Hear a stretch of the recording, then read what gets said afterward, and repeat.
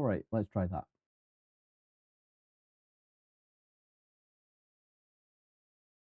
All right, let's try that. Okay, we have audio now. Sorry about that, folks. OBS seems to like resetting the microphone settings at the moment. Not sure why. I did do an update recently, so it could be that. There's maybe just a little bug there.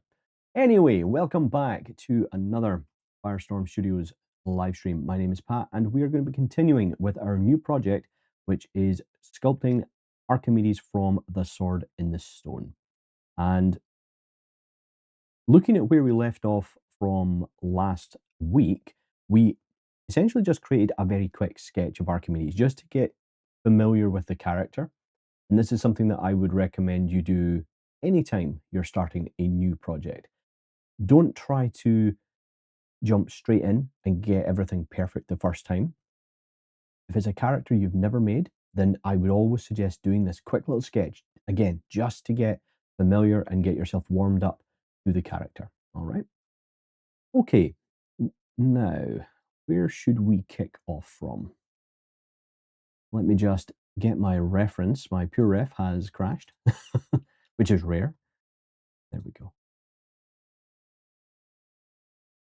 And I think what we will do today is we will focus on just cleaning up the sketch that we finished last week. For example, areas around the body here, we've got quite a harsh line which isn't present on his body. So we want to kind of start cleaning those up. So let's jump straight in with that. And while I do this, you guys can all let me know how your weekend has been. Hey, Caligo, thank you very much for coming along. You let me know how your weekend was. I hope, or how the weekend has been so far, or depending about where you are in the world, how the weekend is treating you. And I'm not going to be doing anything overly fancy with this. Probably just using the move brush to tweak some of the shapes and start softening things back. We are hopefully going to take a better look at these wings. These wings are really messy at the moment, and just take a whole second pass over the whole character. And if that means we have to delete, drop off, or remake things, then that's what we're going to do. Weekend was okay-ish, didn't get much done art-wise, but helped out with family. Well, then that's just as important. Family always comes first, folks. Family always comes first. How was yours? Mine has been very busy, thanks. Very productive.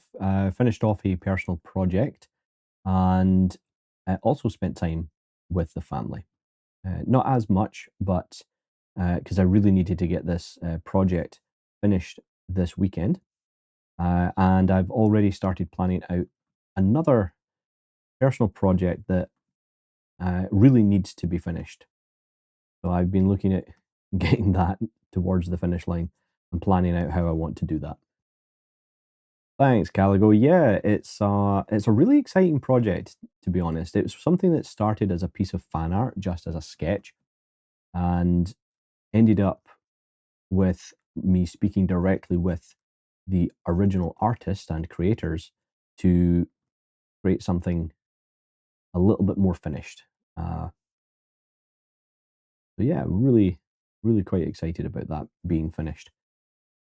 You do get a great sense of satisfaction and also relief when you finish off a project, particularly one that you know you've been spending, well, you've not been really putting as much effort into as you should, as in you're not focusing on it the way you should be. Procrastinating, really. So one of the things I'm doing here as well is I'm just taking my clay brush and I'm reshaping some of the form around the back of the head as a way to kind of clean up the head and try to indicate for myself where the feathers and fur need to go. Because we have got these nice little tufts on his face, but we're actually going to knock those back. Those were simply just as an example. And we're going to smooth all this back so we can work directly on the face. So, and I really think his eyes need to be bigger. if I'm using this image here on my left as my primary reference, because I think this is the reason I picked this one is I feel it encompasses the character the best from the film. So we're going to increase the size of those eyes, and as such, we need to increase the size of the eye sockets.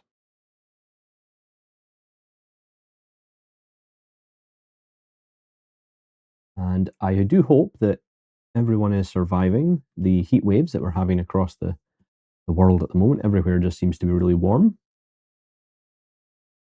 Even in the northern parts of the UK, where it's normally cold, although it is raining. We are experiencing some heavy rain again.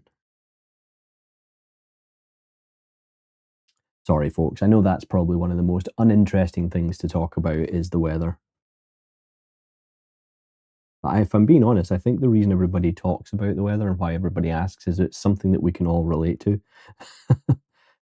It's a safe topic to relate to.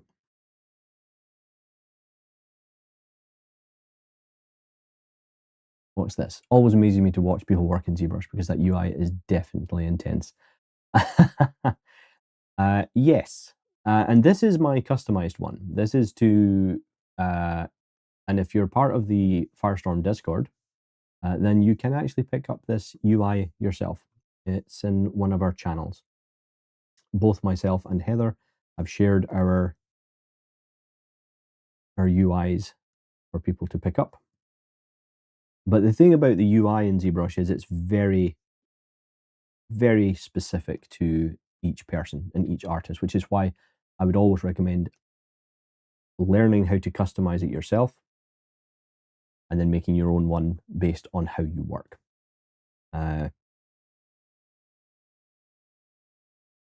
So this is one of the most challenging parts, I would say, of this character is this shape of the face. Similar to the way that Mickey Mouse ears are drawn, they're drawn to suit whatever angle the character is looking at the camera, or sorry, whatever angle the character is being drawn in. And that means that it is obviously going to look the best no matter what. So when you're interpreting that into 3D, it can become quite challenging to match that same look.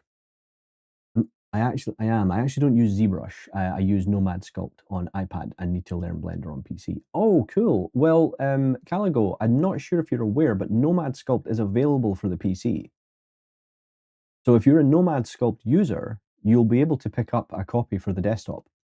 It's something I actually have in my... I downloaded the trial so that I could check it out, because I used Nomad Sculpt as well on the iPad a few years ago. Just to try it out, and it is a great piece of software, a great sculpting tool, and if you're familiar with it, it might be worth checking out to see if it's within your budget to pick that up. I think obviously Blender, great, you can sculpt in Blender, but I would argue that sculpting in something like Nomad or ZBrush is going to be more efficient for you. It's going to be a bit more flexible because they're designed for those particular functions. Need to save up money for it. Probably will buy from that. Okay, excellent. Right, so you're aware of it. That's great. Good to know. Good to know. But in the meantime, yes. Blender is a good option if you just want to do some sculpting. Speaking of sculpting software, I'm not sure how many of you will be aware, but and I know Autodesk. I know not everyone's a huge fan of Autodesk, but the simple fact is companies are companies, and they make the software that allow us to do the fun things that we do. And I was very sad to hear that Mudbox is being discontinued. And this is one of the things that does annoy me. I wish that what Autodesk would do instead is, rather than discontinue the software, just make it available for free and don't update it. And just have that, just have that kind of caveat. Just say, look, here's the software. You can download it whenever you want. We're not going to update it. It's not going to get security patches. And if there's anything broken in it, like a bug, we're not fixing it. But download it at your leisure. I feel like they should have done that for Softimage and and Mudbox. They are offering that if you purchase it or get a subscription now, they're going to give you it for 5 years. You're going to get it for 5 years. So if you are a Mudbox user, you'll be able to continue to use it. But and that 5 years obviously will give you enough time to find something else. I agree, Caligo. I think that would be a fairer, you know, and I'm sure there's a big business corporate reason as to why they don't do that. But, you know, lenders seem to be doing okay. They get lots of donations, and they get a lot of, and because it's a free software. I mean, it's one of those things that I think from a PR perspective, it would have given Autodesk a lot of good faith. People go, "Wow, you've given away one of your softwares for free. You're not getting rid of it." So, you know, existing users, for example, if any of you have ever seen the artwork of Ian Sprigg, who is one of the best likeness sculptors out there. He does amazing work. So Ian Spriggs, check him out. I'm going to type it into the chat, folks, so that you can find the spelling, because I know that my silly accent can sometimes be a bit hard to understand. There we go. So if you search for Ian Spriggs, you will see some of the greatest digital humans available.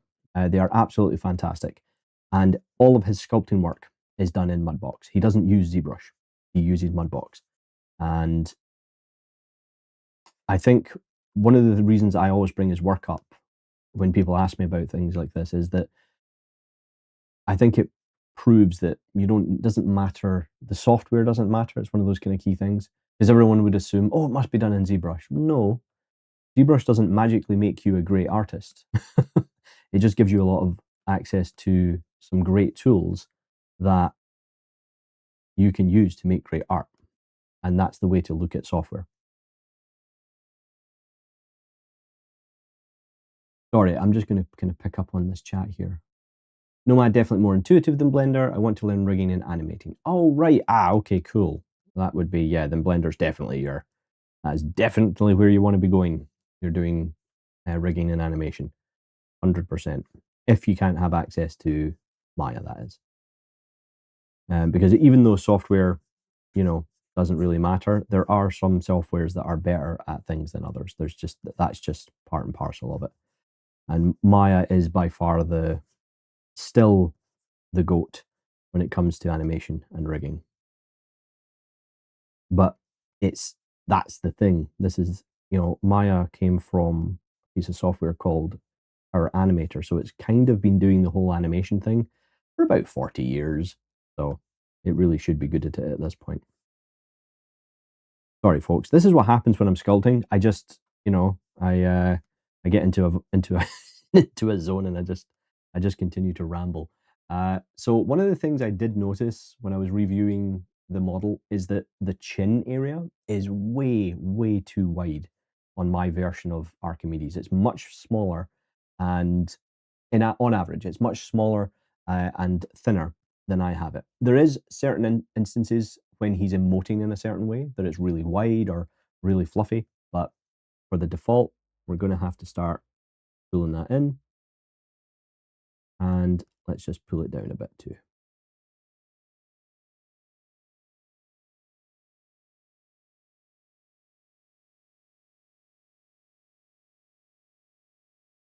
What am I doing? Why is that not working? There we go.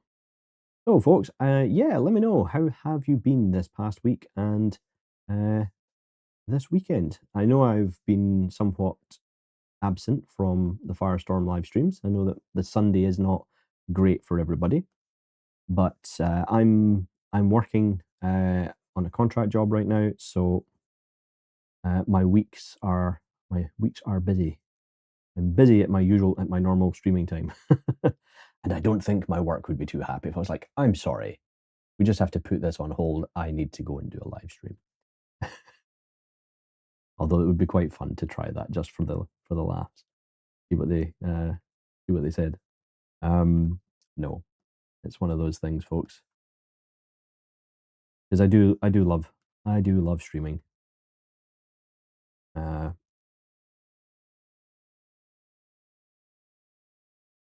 There we go.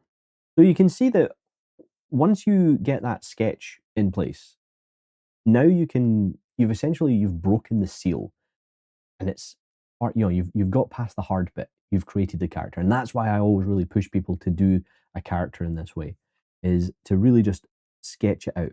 And similar to the series that we did before this, the A to Z, that was essentially what we were doing. A lot of those creatures I had never, in fact, most of them, I always tried to pick something that I'd never sculpted before. I'd sculpted similar creatures, but not those ones in particular. And that was part and parcel of it. It was finding your way with a new asset. So, and a new character.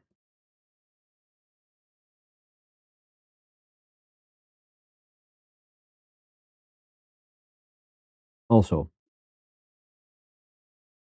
one of the streams I enjoy, and I'm not saying go away and watch that, because obviously I want you to stay here and watch everything on Firestorm.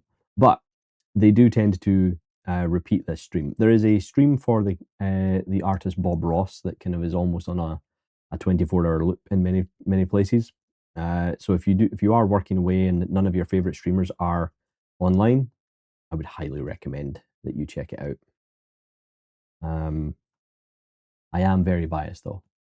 I think Bob Ross is one of the best things to ever happen to art, and particularly art education. So I'm just going to now clean up the back. It's looking a little bit lumpy. I don't like the way I've got the forms here. We'll smooth this back. And as always, folks, if you have any queries or questions about what we're doing here, feel free to ask in the chat. Yeah, Caligo, yeah, it's one of my favorites. It's one of my favorites. It's very easy to watch. So I think I'm pretty much getting I think I'm kind of getting the shape here. I'm still not 100% happy with it, but I have to be very wary about the body size. And as we discussed last time, we're creating the character as though he's going to be rigged rather than in pose. So we're at a bit of a disadvantage to know whether or not we're hitting the forms the way we need to, right, at this stage.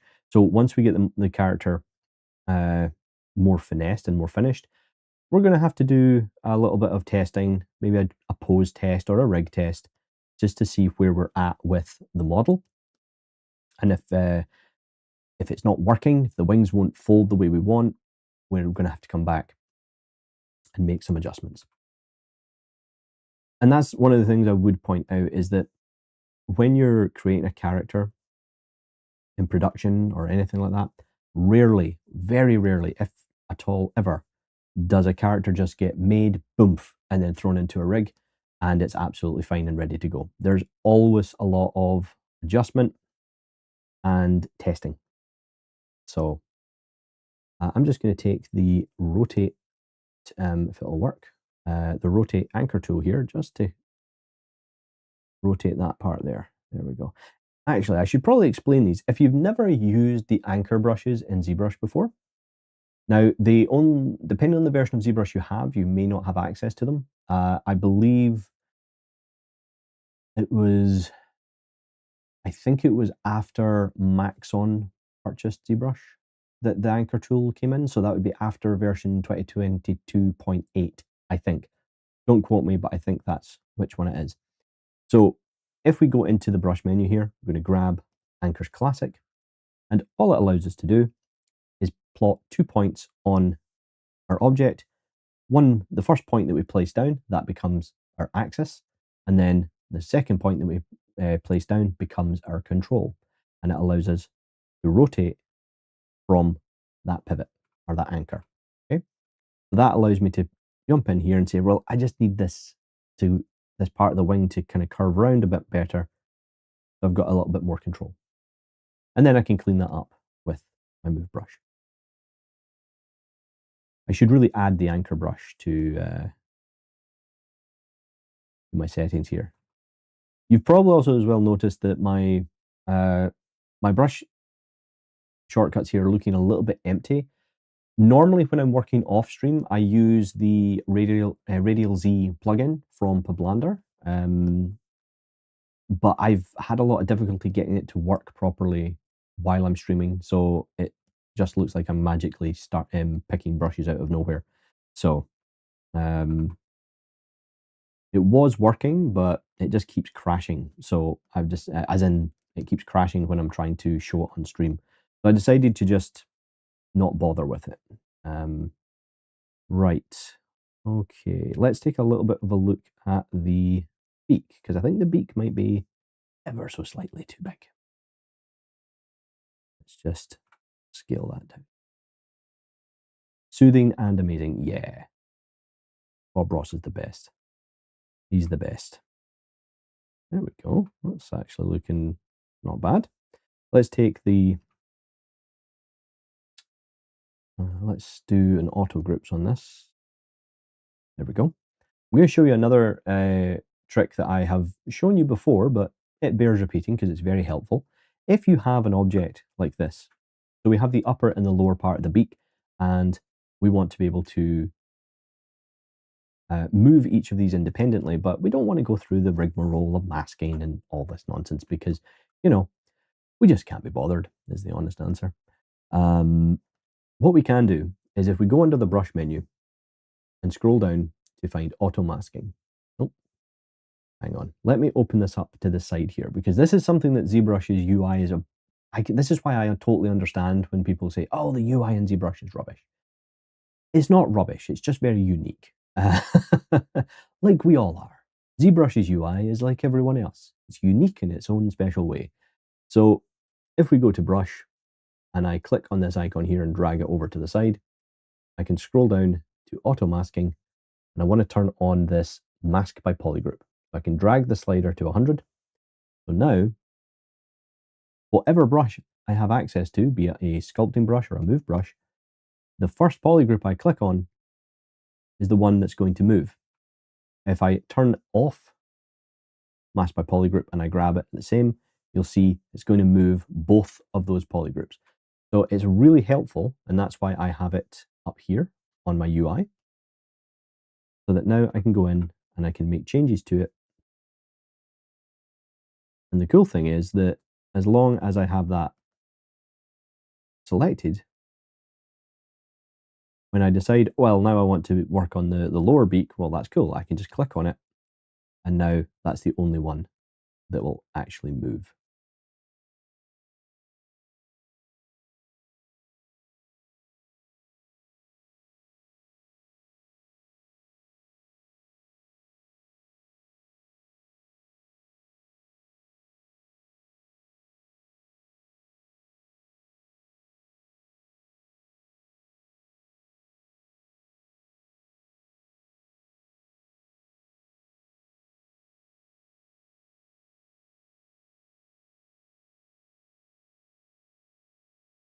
And we jump back over to the head now, and I have to adjust the face, and you can see that's bringing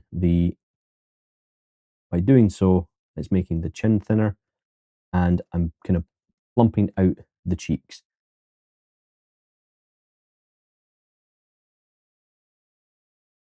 Like so.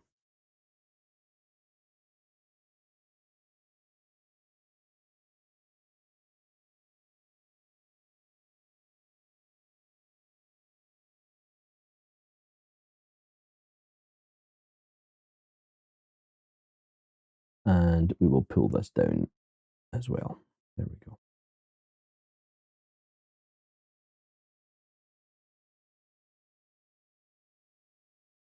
So you can see just how much we constantly have to tweak the shape to get it to look right. And obviously we want to keep it clean as well.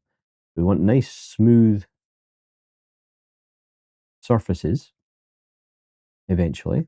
And we'll be able to get that when we do the retopology. That's one of the great things about, and it's one of the reasons why I am such a stickler for retopology. is that even if your mesh has a little bit of a lump or a bump on it, when it comes to the retopology stage, you're going to be able to smooth that out really easily. Because retopology isn't about just, again, it's another stage of interpretation. It's another stage of the process where you're doing another level of cleanup. Because what you're doing is you're taking any rough edges of your sculpted model and you're smoothing those out. And then that's not going to always work.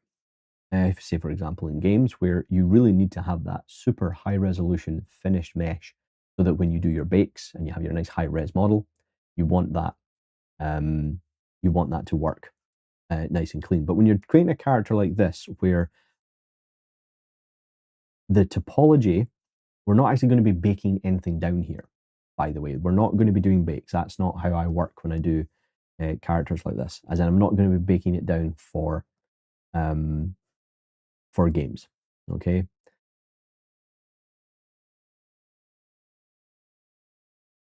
We will create normal maps and displacements, but we're not going to be baking it down in the same sense that you would for optimization inside of games. Bibaman. Yeah, let's fix it. Let's fix this in post. There is an element of that, yes. It's like, well, it's okay. I know I can fix that later. But yeah, the fix it in post thing is, unfortunately, it is a reality of the industry. It happens all the time.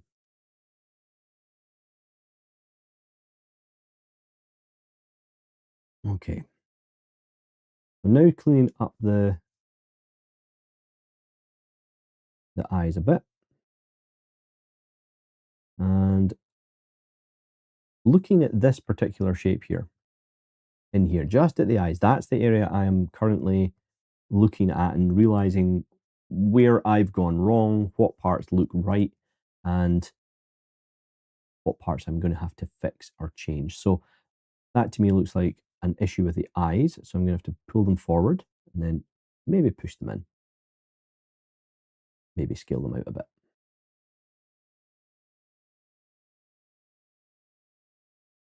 And then maybe back ever so slightly. And then we have to take a look at the surrounding eye socket.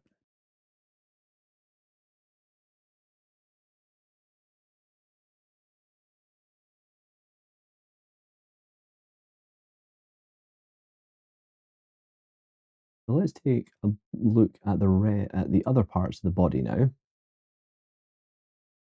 because it is important to keep consistency across the whole mesh.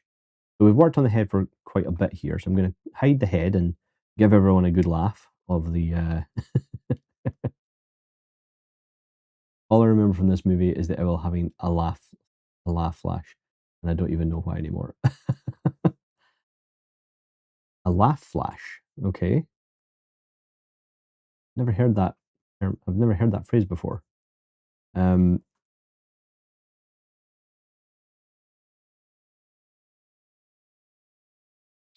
No, this is one of my favorites. This is one of my all-time favorite Disney movies. And this was a request, folks, because I actually wasn't sure what I wanted to do as my next project. And I took the advice of the Firestorm Studios team, and they said, "Oh, this would be great to see." Like, okay, cool, we'll do that then. Because I trust their, their take on these things. So, and again, I don't know how long. I mean, that's the thing. It doesn't stop us from jumping over to other projects. So if there is something else that you'd be interested in seeing us do, or something from myself, then let me know. And that goes for all of our streamers. I mean, if you have ideas about things that you want to learn and understand, then go ahead and check out the links below the stream, and you'll be able to find links to our Discord, where you can join a really cool community of incredibly helpful artists who are there to help people. That's what the community is for. Not about putting people down. It's not about making people feel bad about their artwork or their progress. It's all about building people up and helping them kind of pursue whatever it is that they want to pursue in this industry.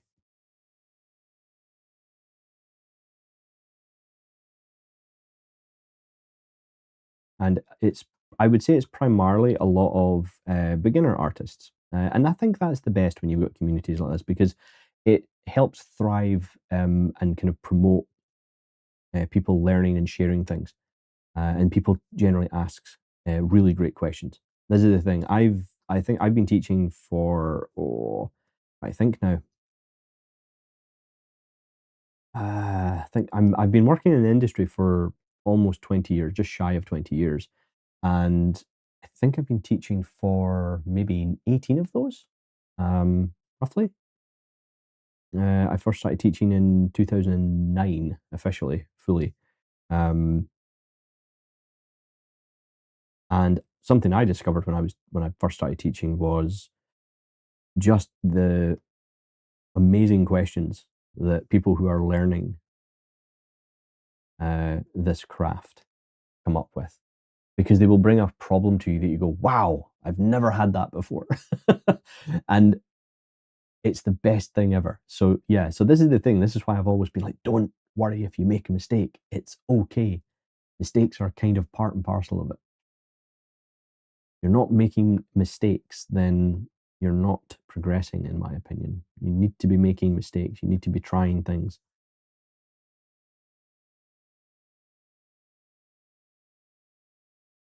So I quite like I'm not a huge fan of the really rough version way that we did the wings. Okay, I don't like that, but I am starting to quite like this shape here for the underarm and the kind of shoulder area of the wing. I'm quite liking that, the way that's curved round.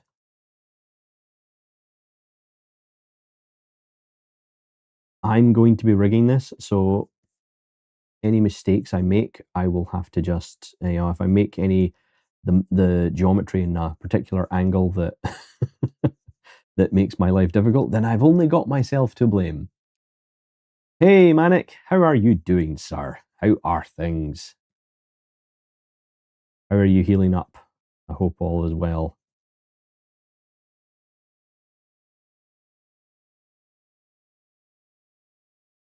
'Cause I know you were a bit under the weather. Okay, so I think we do need to take a look at these feathers. That's definitely the next part after I do the feet. Can you tell that I'm avoiding the feathers? Yeah, I'm doing good, thanks, Manic. I'm doing good. Yeah, it's been a nice productive weekend, very chill, and I'm streaming here on Firestorm, and I'm really glad that I'm able to do that at the weekends, considering that I am currently working. So it is nice to be able to find the time. So I do appreciate all, wow, 57 of you that have tuned in today. You have no idea how humbling it is when people show up to your stream. It is a really nice feeling, um, because people, the fact that people want to come along and listen to you while you ramble on about art and such is a good feeling. It shows that it's kind of vindication that you're doing that you're doing something that people want to see, and that's helpful. For a convincing rig, the feather should be created separately, I think. Yes, 100%, Baman, 100%. So my plan, this is what I'm thinking. I'm going to sketch it out on Archimedes here. So, you know what? Let's grab. Can I draw on him? Let's see. Where is my colors gone? Where have my? Oh, wait a minute. I know why. There we go. So, yeah, there we go. So if I grab my pen here, this is my plan. I'm going to this area in red. We're going to model this flat out. This is going to be one full piece, right? Then what I'm thinking or what I'm planning, even though in the cartoon everything is seamless, you don't really see a lot of feather separation in the cartoon. My next plan is to take just a larger shape here that's going to overlap under there, like so. And then, and again, this is just my theory at the moment, you know.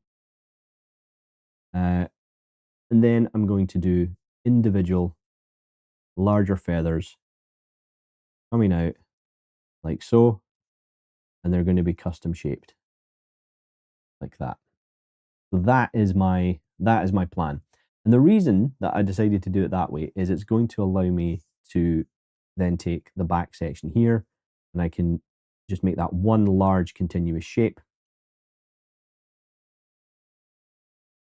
like so. And we'll do the same with the red bit here. So I'm going to do this as one continuous element.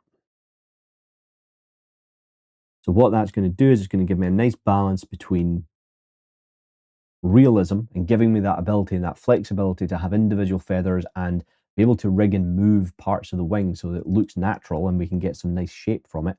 And also keep in line with the actual cartoon and it being quite stylized. Okay. Otherwise, you're creating a pie. Exactly. Yeah, it's that fine line, right? It's that fine line. Pat, are you going to be making a single feather and then duplicate it to populate the wings? Yeah, I might.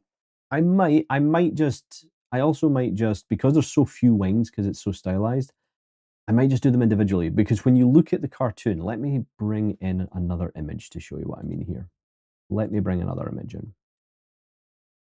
So if we look at Archimedes' wing, and this is the thing, folks, you should always be referring back to your source material.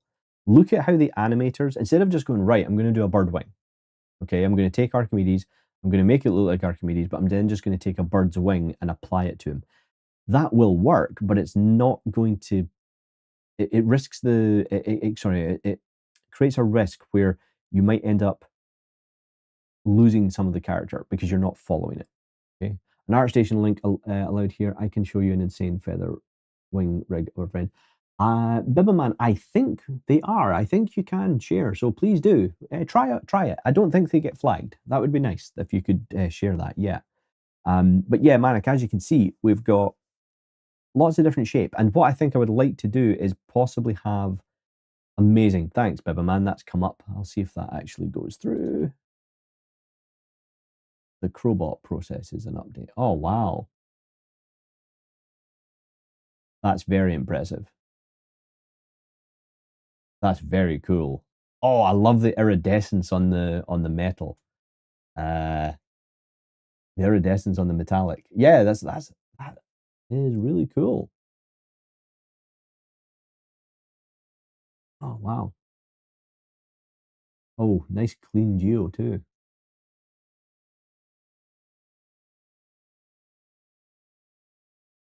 I would recommend people check out that link. Really cool, really nice project.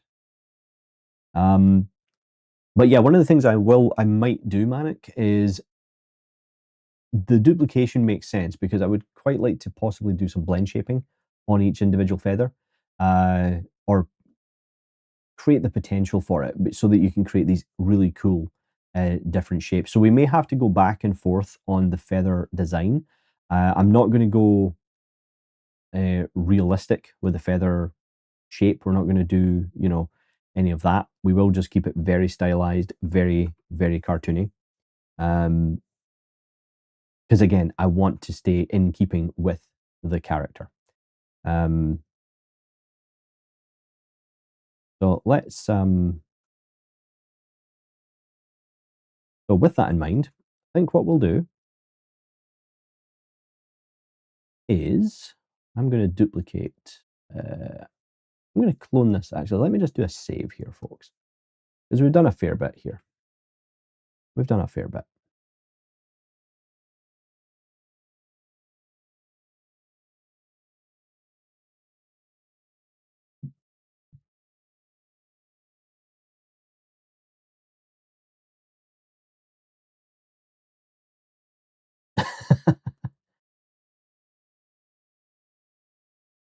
he was working on the bird for years. Yeah, I mean, there's a lot of great work in that. So, and it looks flawless as well, the animation. So generally things like that do take a long time. They take a long time to get them right. Hello, I have a question, Sheep Raider. Is it better to sculpt in T-pose and then switch to A-pose later before animation? Okay, so this is a really good question actually, and it's something that I get asked this quite frequently actually. Originally, characters would be done in A-pose, sorry, in a kind of T-pose, and let me explain why. Let me just open up. Let's switch out here and clear this. Let me just open up one of the preset characters here. In fact, we're bringing a Z-sphere. Is it a project? Oh no, I can't do that. That's going to be a pain if I do that. For anything that's a Z tool. Oh, Maxon, stop. Please do me a favor and don't make these projects. Make them Z tools. It's really frustrating that these are all projects rather than Z tools. Let's bring in, where are we? That's going to be a Z project as well. Sorry, folks. I want to kind of give you an example here, so I'm going to have to bring in my own sculpting mesh. So let me just clone this out so it's on its own. All right, so what we've got here is what you would expect these days from a character, a base mesh. And we have a character in our A pose. And it's obviously an A pose because it looks like the letter A. And the T pose, because the arms are straight out, looks like the letter T. Now, if I go ahead and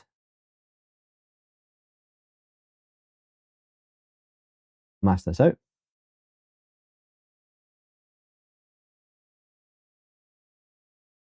and put it to like this for the T pose. And this is just to help you, this is just to help visualize folks, okay? So you see what I mean, and you can already see some of the issues we're having. So with a T pose, what makes it so helpful is that it's a lot easier to draw bones out because the bones can come out straight like this, okay? So obviously you can make the arms a bit straighter, but it just makes it a lot easier when you're orientating joints in a character rig if the character's joints or limbs are straight. Any angle or anything like that can throw it off completely. That's why you will see, particularly a lot of older models and old game models, you know, you'll see things like this where it's like really straight. So it's super, super straight characters like this. And even things like the elbows would be like that. And then all the fingers would be completely flat, etc., and things like this. So Sheep Raider, yeah, whether or not you sculpt in T pose or A pose can actually be very dependent on the character and what it is you're creating. So if it's a standard biped character like this, of this size, then I would recommend an A pose, because if we go back the way, we get full access to, we can get clean access to the underarm. That's why I would always suggest a wider A pose.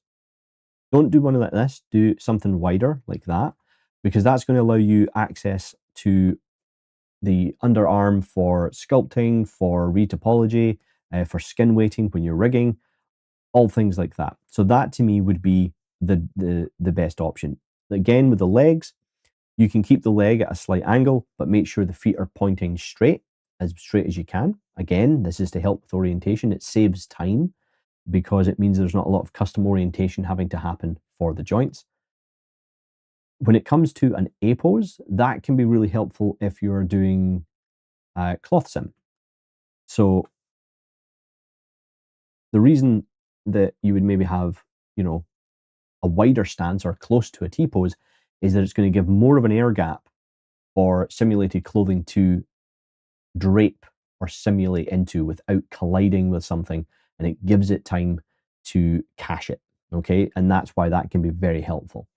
But I would say it's 50-50. I don't think one is necessarily better than the other. It is very dependent on the style of character that you're making. I personally would go for a wide A pose because I think it gives you the best of both worlds. That to me is the best option. I hope that answers your question.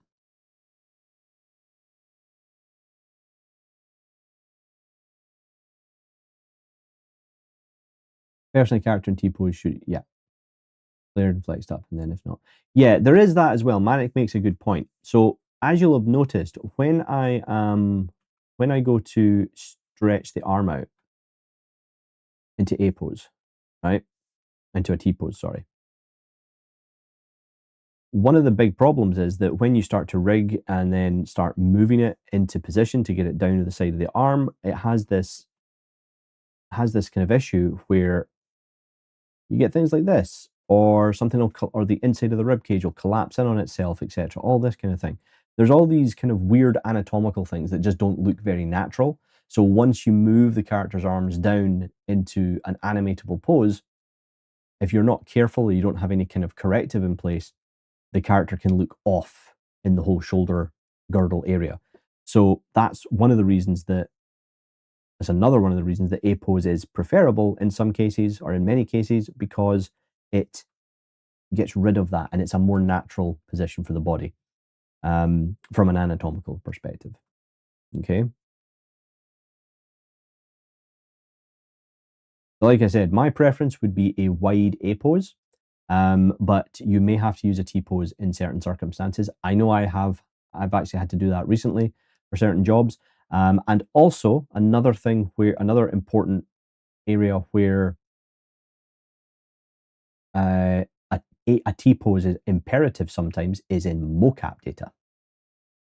So when they're doing a default pose for mocap, a lot of the time it will still be in a T pose, and that's to do with calibration. So it's not every single time, but a lot of the time, if you're doing mocap data, you'll find that the T pose is there for calibration and applying things later on. Thank you very much. You're a great teacher. Thank you very much, Sheep Raider. I appreciate that. That's very kind of you. I'm glad that answered your question. I rambled a little bit, but I wanted to give you a bit of context rather than just say use this one, because the thing is, folks, there's never that's definitely the way to go, and that's something I always try to get across to people, because when you're working in the industry, you're going to have incidents where people will say, well, we're going to do it this way. You might know or be pretty sure that a way that you do it or a way that you've seen it done might work better, but that doesn't necessarily mean that's the approach that's going to be taken. So it's very, very useful to understand that there is a multitude of ways to do the same thing, to accomplish the same task. And one is not necessarily worse or better than the other. It's more about the context of the project rather than, oh, this is the best option, etc. Okay, so and the other thing as well to remember is that there's normally reasons why things have to be done a certain way. And it can be a tricky minefield to navigate. So yeah. So there's always multiple ways to do things. Yeah, we used a mocap rig in my past VR game job, and getting those rigs right was such a pain. Don't get me wrong, I've done some mocap stuff in the past, years ago now, back in 2010. So we're talking over 15 years ago now. I did some motion capture stuff for a project. And that was a lot of fun. I learned a lot about the whole process and things like that. And it's definitely something, if you're interested in games and film or anything to do with the CD industry, learn about motion capture. This is very important, particularly these days, because so much motion capture is used these days, particularly in games and for cinematics and such. Definitely a worthwhile worthwhile rabbit hole to go down. Okay, back to Archimedes. He would be getting quite grumpy that we haven't done anything on him for a while. So what we're going to do here is we're going to get the feet going.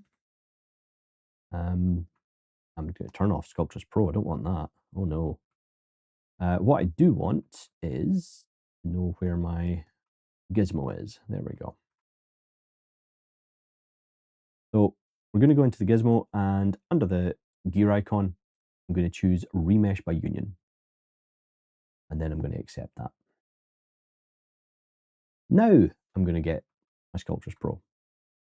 I'm just going to put that on and tap around just to blend things together a bit for his feet.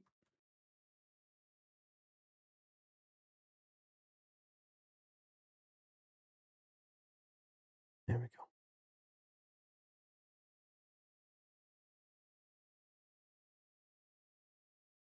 Now, I've done something deliberately wrong here, and I want to see if anyone in the chat can spot it. Let me know. That's right, folks, this has turned into a proper class. What have I done in the model at the moment that is going to cause me hell later on? Quite an easy one. While we do that, I'm going to clean up my scribbles on my character here. So just fill that object, do a little bit of work around the back of the neck.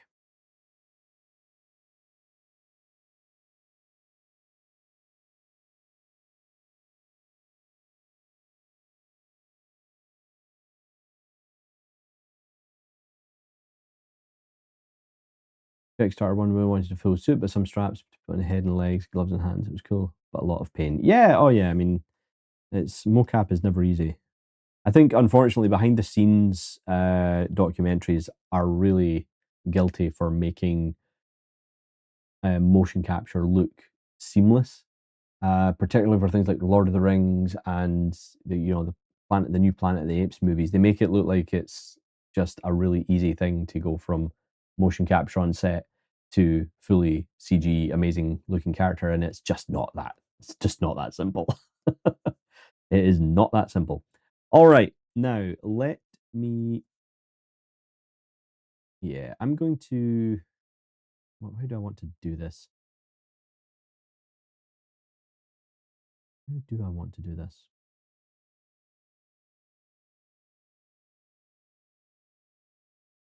Because I want to keep this mesh in here. So what I might do here is I'm going to just inflate. There we go. I'm going to inflate these parts together. And we're going to do a little Dynamesh. We'll take Dynamesh here. I'm going to be pretty careful here though, in case I lose some of the detail I've already sculpted. I'm going to hold down Control and just click on this undo state. Once I've done that, I can go into my Dynamesh settings and I can click on the picker button, drag it over. And that's telling me that a resolution of about 136 should be enough to keep the detail. So I'm going to take that, and just to be safe, I'm going to add around 10 and then hit Dynamesh. Okay, so the problems that we've got here is that the wings are too close to the head. So when we Dynamesh it, they've zipped together, which we don't want. We're going to undo that. And I'm going to increase the resolution a bit and try that. And that has helped. So now that I've done that, I'm going to do mirror and weld. Well, first of all, I'm going to go to deformation, hit mirror, then hit mirror and weld. And I can start smoothing out and cleaning up the wing. And again, we're only doing this so that we have a reference. So there is a lot of throwaway, there's a lot of throwaway model stuff that you do create as a character or just an asset artist, really. Not everything can be used or saved. That's the harsh reality of it. We're going to turn on back face mask here so that we don't break through the mesh.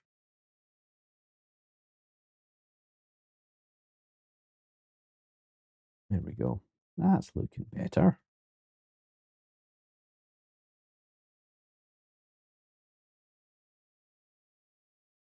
And as Baba Man was saying earlier on, this is now starting to get that bat look to it. We don't want that bat look. So that's what we're going to have to be very careful of. We have to make sure that we split up the wing sections here. So I want to finesse the top section here so that we can mask out an area.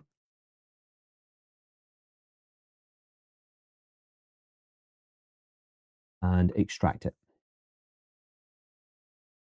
Well, we might actually, we could of course use we could use an insert mesh brush. That would give us a bit more flexibility actually.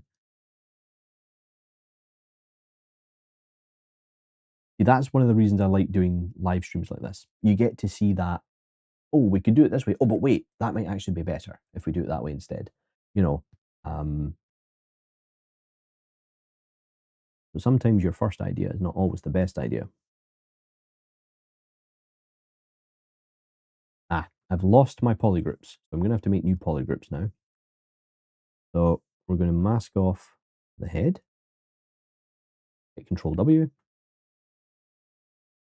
For some reason, it's not included the top of the head there. Don't know why. Must have missed that.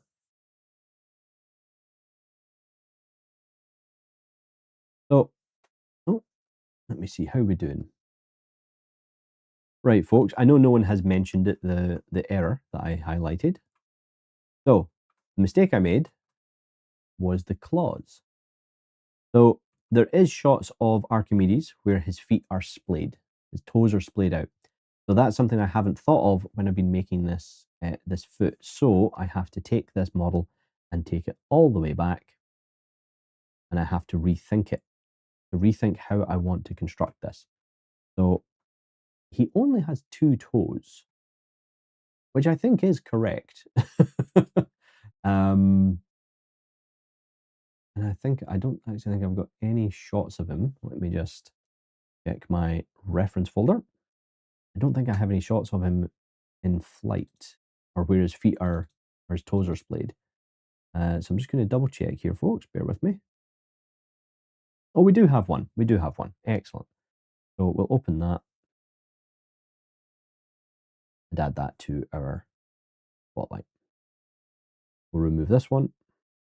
So if we look at this, we can see how those toes, how long the actual feet are and how long the toes are. So this is an easy fix. All we're going to do is, first of all, I'm going to delete one of the feet because why do it twice when you can do it once and then mirror it? So we'll do a delete hidden there and we can start readjusting the toes. And as always, folks, if you have any queries or questions, want me to repeat anything, please do just mention it. We'll do what we can. And I hope everyone has a good week ahead. I don't know if I mean, I know it's that time of year where people are on vacation, and things like that. So if you do have anything planned, I'd love to hear about it. Love to know how everyone's getting on. And whether or not, and actually what you're doing this Sunday. I mean, for those of you, the 50 odd of you that are sitting watching this live stream, I commend you. You know, lots of people just like to relax. You people are out here learning. It's very much appreciated. Myself, personally, and Firestorm, I appreciate it. The community and the support. Now, one thing I could and should probably do here is actually, now that I think about it,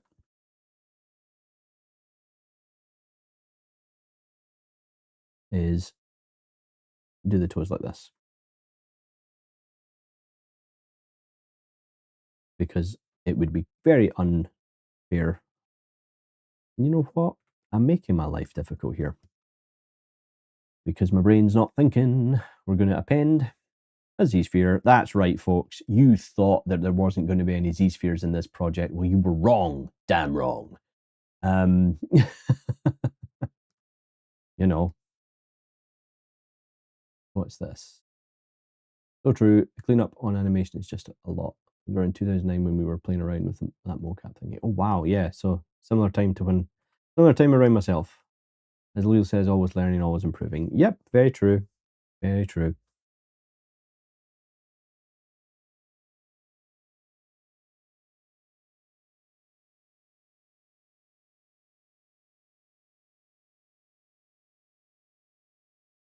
So I think what I'll do here is I'm just going to move this down to the middle and let's draw in an element for the leg. And we'll do a couple for the toes. Whoops. We're not using symmetry here, so we need to be a little bit more careful about how we do this.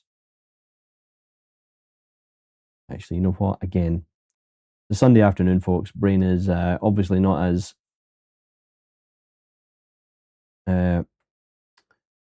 alert as it should be.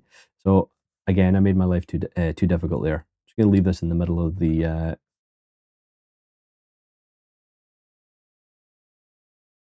grid, and we'll pull out the parts we need for the foot. Just scale those up, and there we go.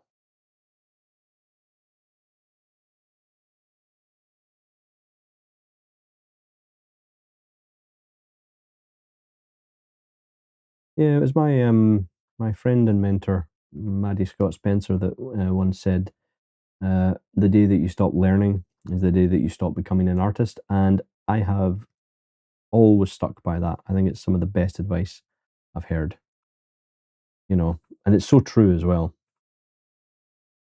What's this? Also trying to find a time I can get permission from the family to be allowed to be able to stream myself. Oh, that would be amazing, Manic. Yeah. I'm streaming for Firestorm.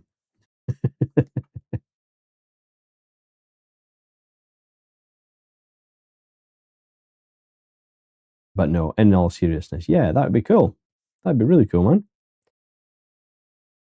Okay, let's see. How does this look? Let's just go into the adaptive skin, turn that off. And yeah, we can work with that. We're going to take the density, drop it down to 1, and do make adaptive skin. And then I can just append that in, and we can get rid of our z-spheres. We don't need them anymore. And I think what we'll do is we're going to use Stager here. So we're going to go into geometry, and we're going to highlight the home stage. Then I'm going to take the foot and get that scale down and plop it down here. And that's going to be our foot for Archimedes. Hit target stage, and now what that's going to let me do is switch between the two stages, so that I can switch over to a symmetrical state, and I can go in and start reshaping things. So we grab the inflate brush, and let me just grab the reference that I've got for his toes. We'll just plump those up a bit.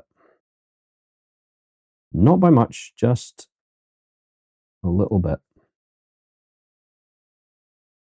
There we go.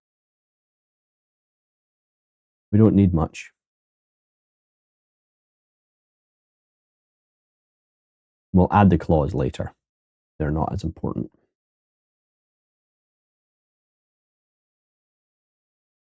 There's certain parts of it that I will flatten out and just try and clean up the geo as best I can.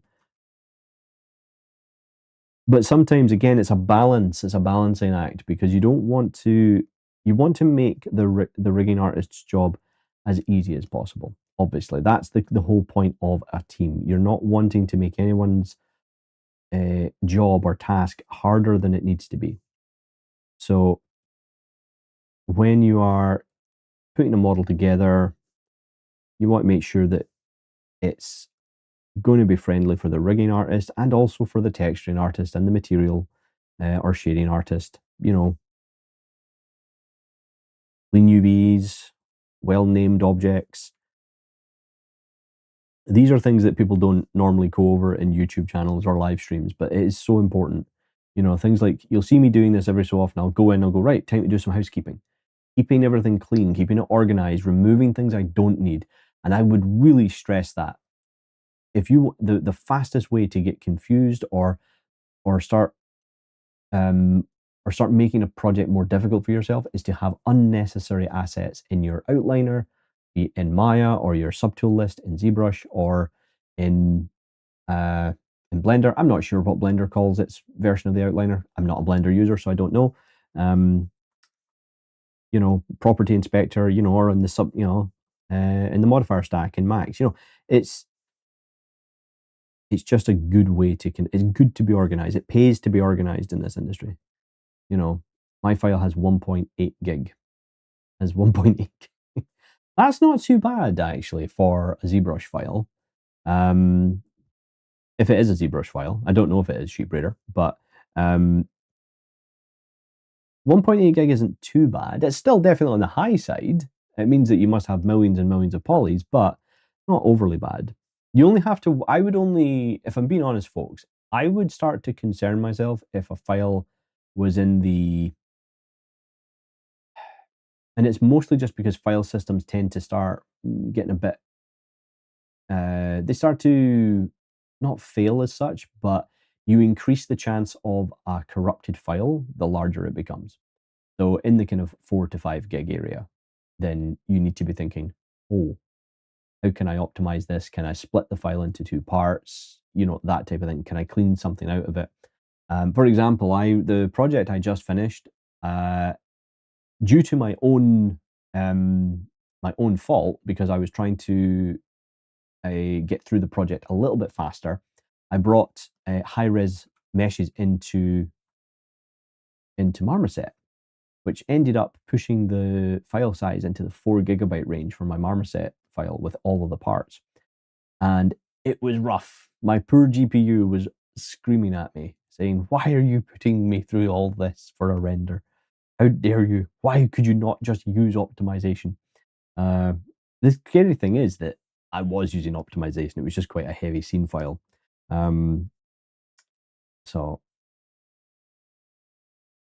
housekeeping and optimization, people, very important. And on that note, that's what we're going to do now.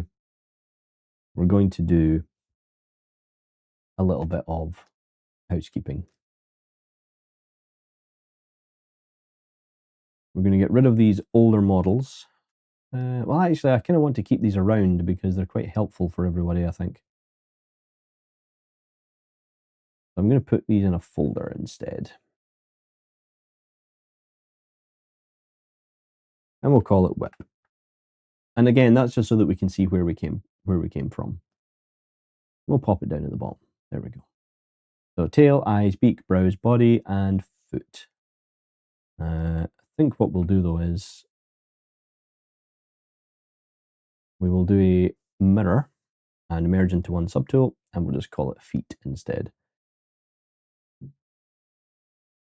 Get some pluralization on there. What's this? I'm trying to do ZBrush file, or the history being saved, and that initiates file.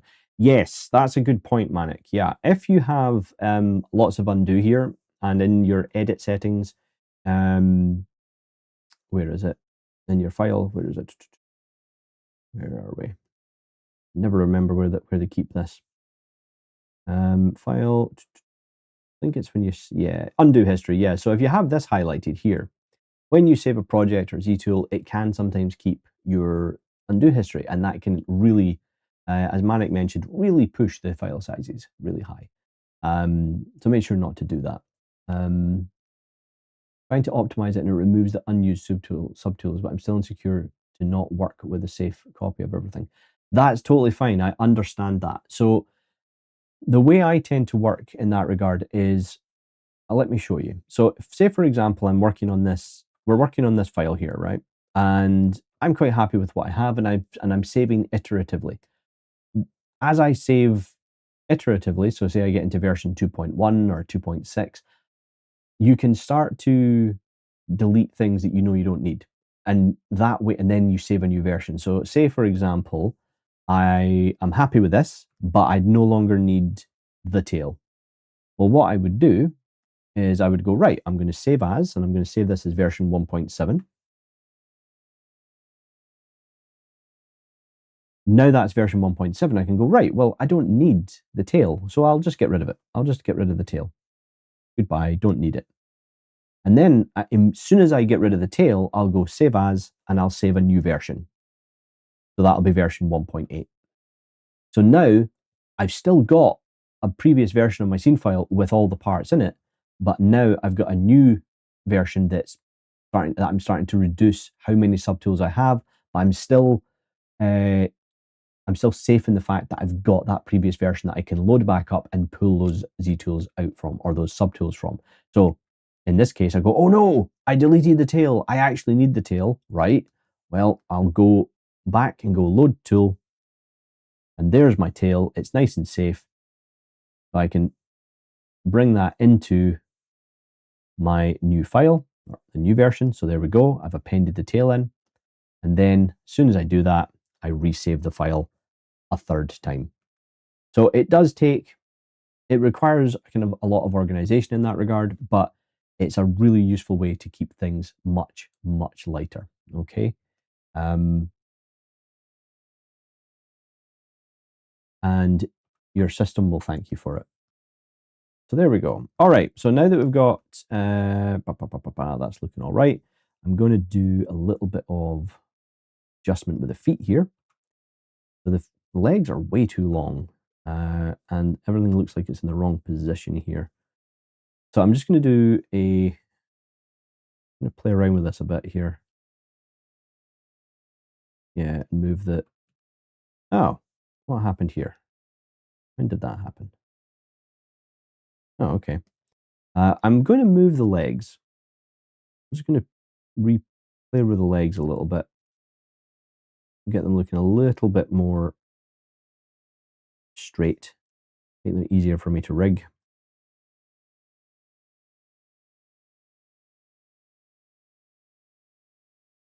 Soften that off. There we go.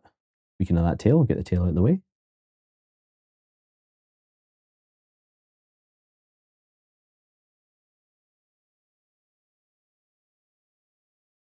Even a little bit of a bend in it.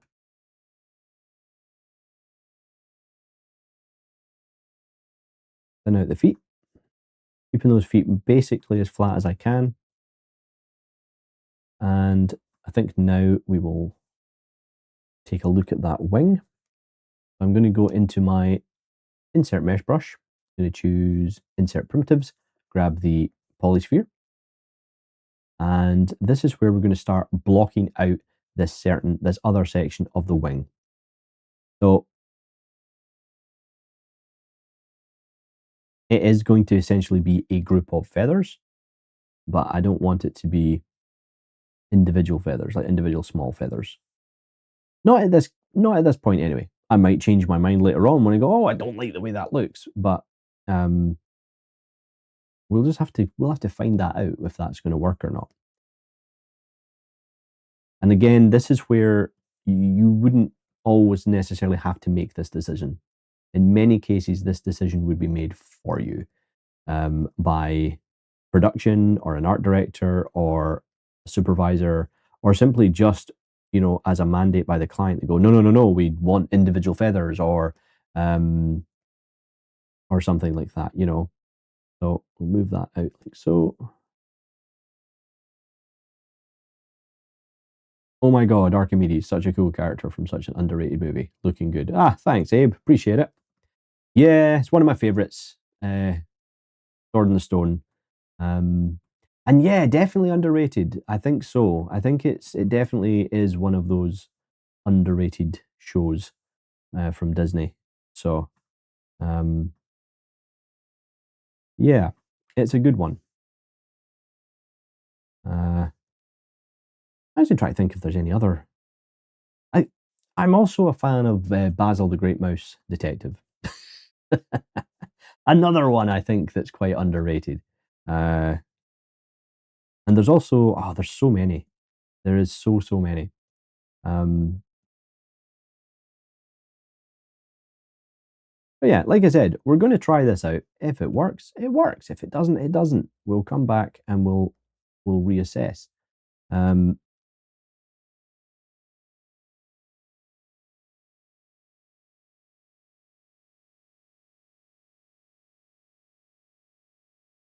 let's just pull that out like so.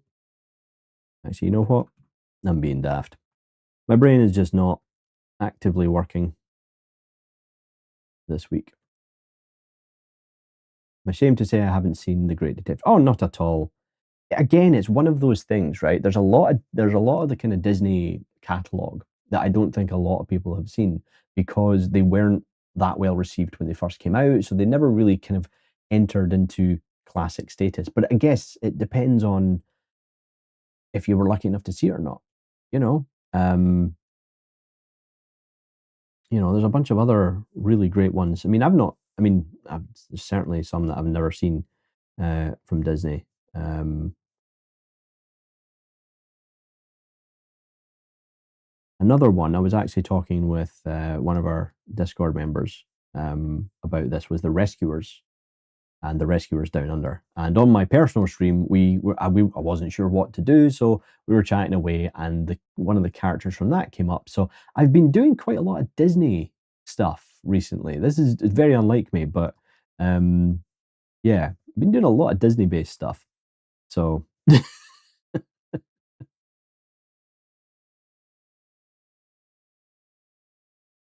sorry, folks. I'm gonna. This has been bugging me. It's what keeps distracting me is the eye bit here.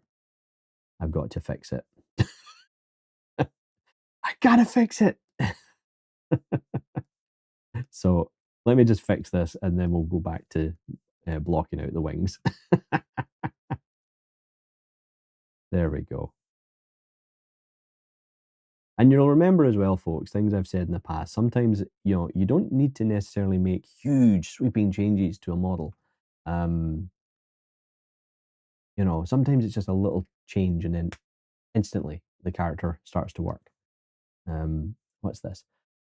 For us here, we barely got any being shown. The ones we would see would be the ones put on TV that 2 years later. Yeah, I mean, I guess, cheap reader, dude, you're fine. My current project file is 7.2 gig. Wow. Is that the individual file? Hubris? Really? 7 gig? That's big. Been lurking a little bit while prepping stuff to bake. Okay, cool. Fair enough.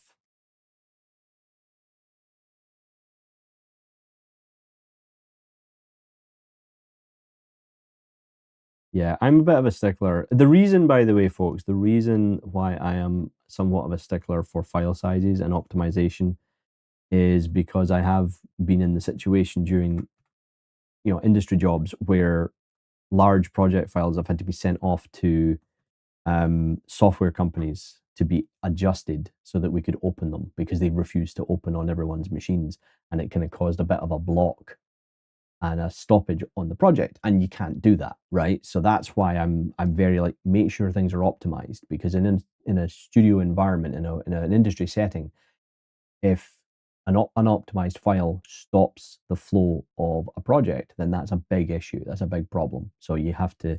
That's why I'm a bit boring about it, I'm afraid, folks. Using the same character to learn the most possible. So, where was I? I've lost track of what I was doing now. Oh, yes. Right, is these wings. So all we're doing here is, I'm going to bring this in a bit more.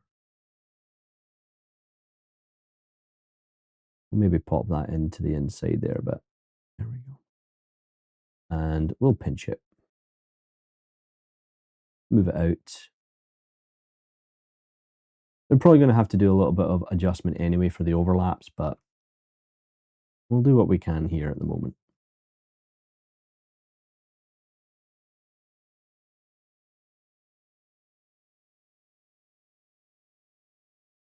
There we go.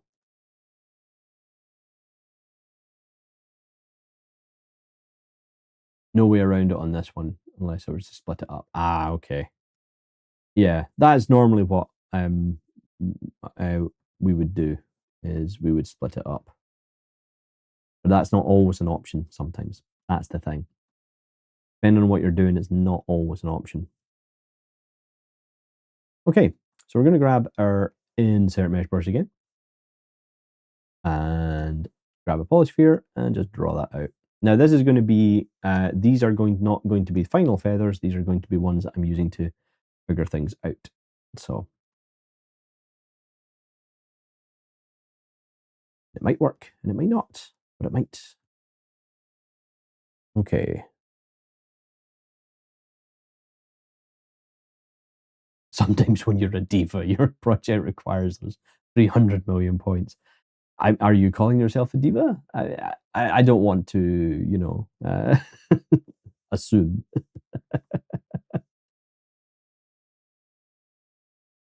But what I'm going to do here as well is I'm going to solo out. Actually, you know what? Yes, I will.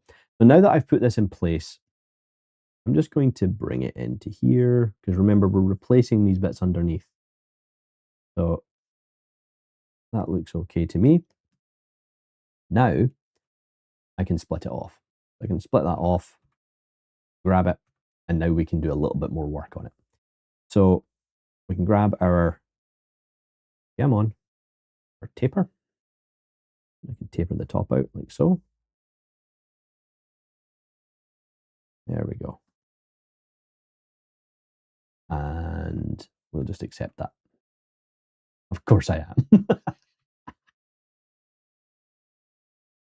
All right, now that we've got this, I'm just going to do Control and click. And yes, I could do that if I wanted to, but I'm not going to do that. I'm too much of a control freak for that. So we are just going to instead take this and split this off as well.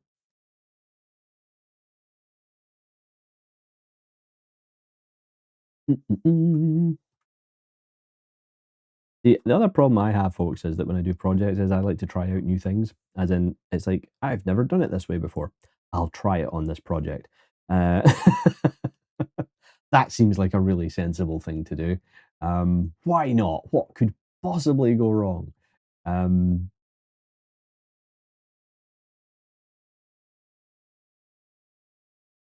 have to get this perch out of the way. It's getting in my way. So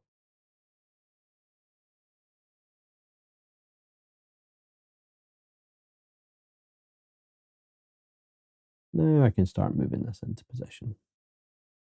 Oops, no, don't want that. We don't want that. There we go.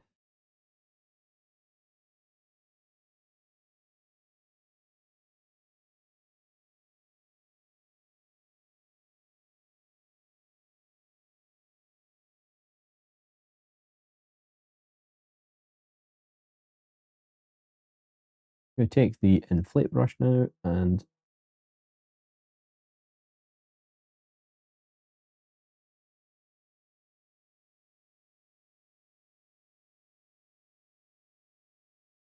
just inflate the wing a bit.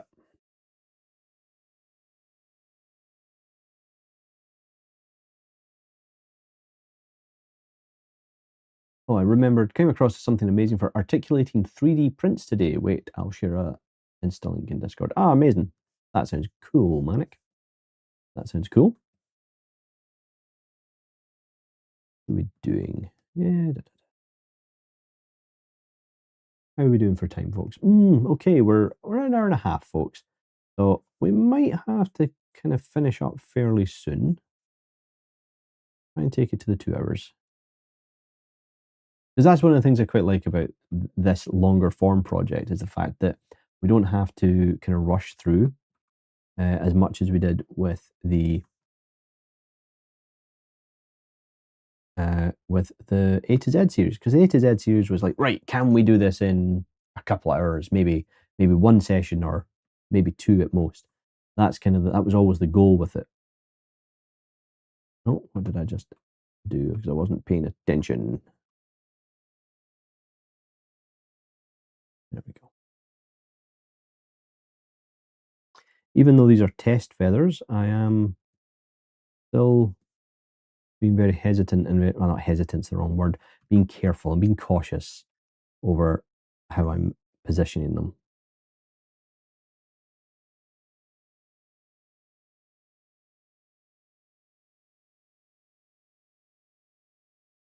Do a quick auto group here.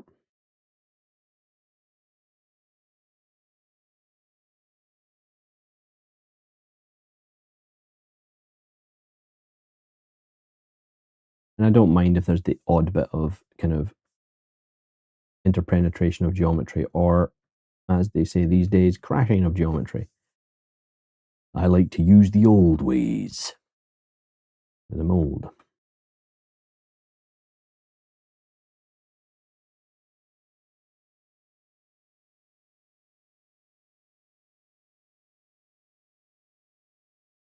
There we go.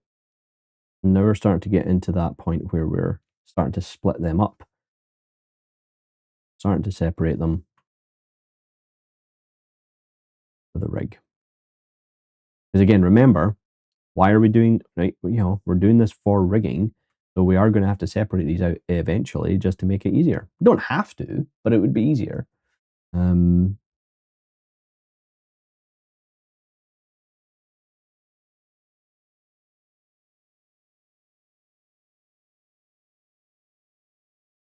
This is where I'm thinking to myself, I'm going to straighten the wings on the body. Definitely. That's going to be much easier for myself because I am thinking, I'm totally selfish. I'm thinking completely of myself here. Totally selfish. I want to make my rigging process far easier. I'm just going to do that. And that's weird. Why is that not? Let's just blast this all back in.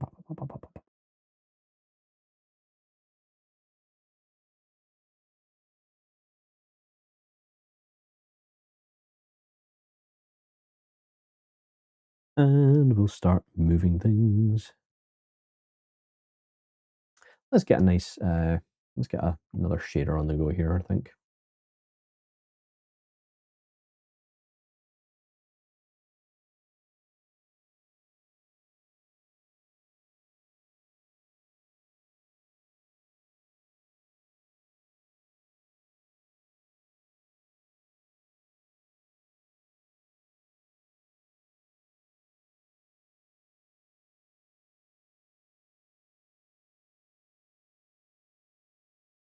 There we go. Here's the link in 3D art resources. Smashing. Thanks very much for that. Much appreciated, Anik. Much appreciated. There we go. This is just giving me a little bit more inference to some weird, if there's any weird forms, or anything not really working as it should.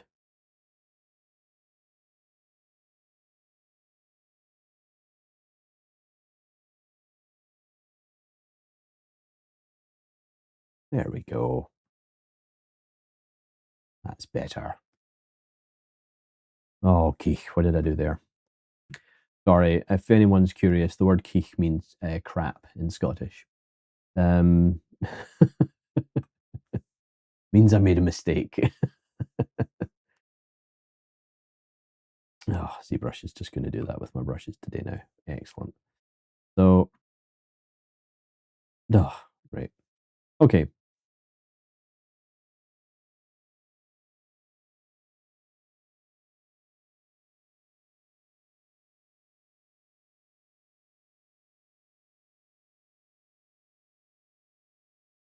So I mean, it's really, the thing is, folks, I've not actually had any time to sculpt this weekend at all.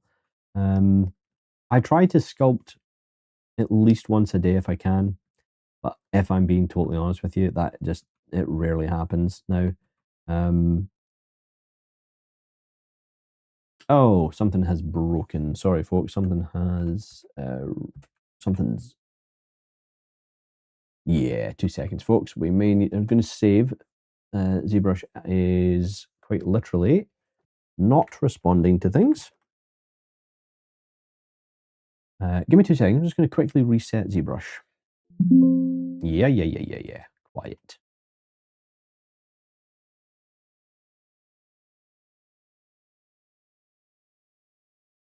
What's this? I'm curious if that thing is useful. It would be cool to see Moonshine Bigfoot as an articulating action figure.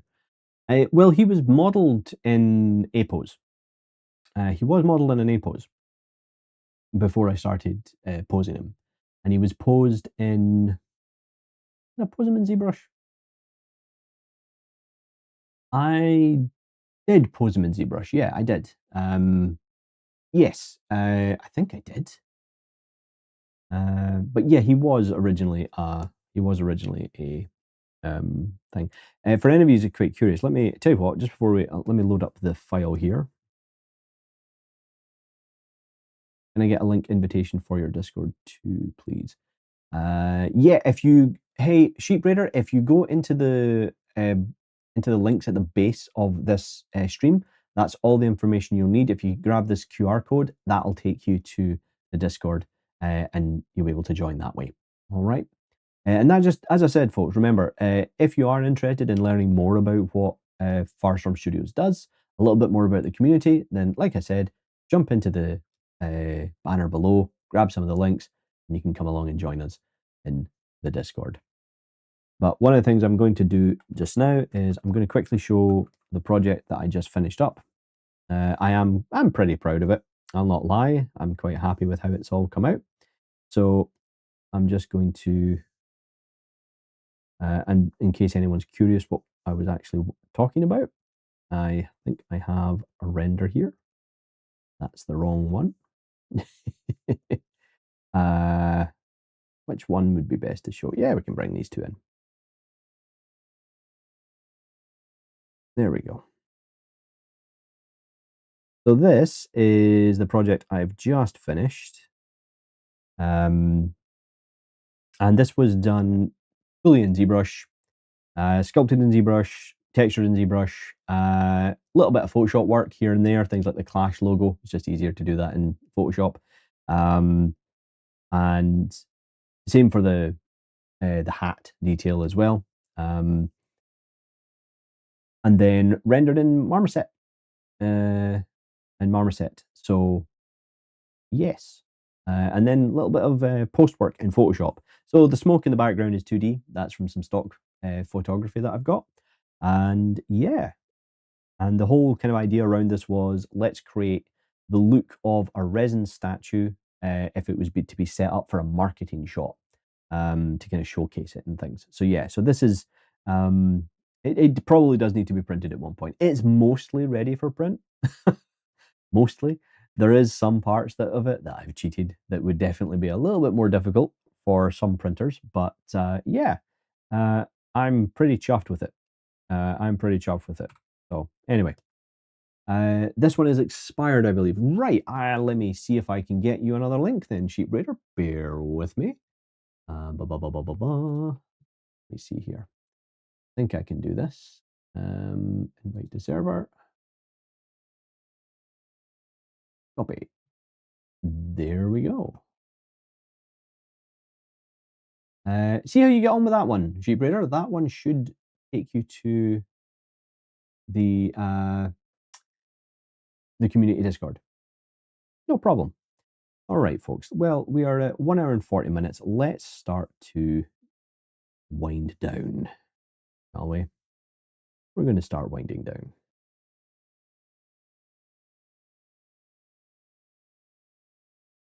I'm going to bring Archimedes back in, flip him round, just so I can put him over here. And yeah, that'll do.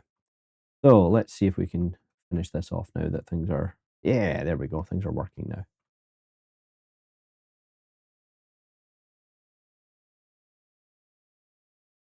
Grab the, oh, it's because we've got spotlight projection on. That's why. There we go. I'm going to take the Sculptors Pro brush here and just destroy some of the wings. Just smoothing them back. Don't want to completely get rid of them though. There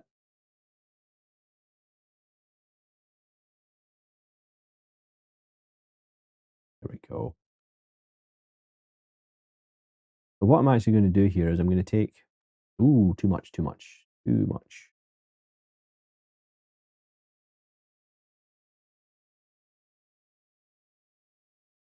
Right.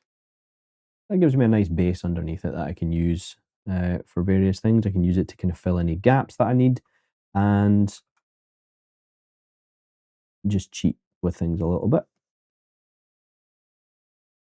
And we'll do, oh, wait a minute, yeah.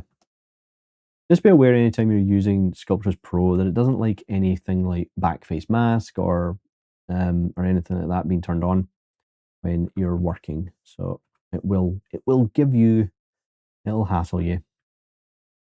Oh, the heat is getting to me. I'm pressing all the wrong buttons on my keyboard. Okay.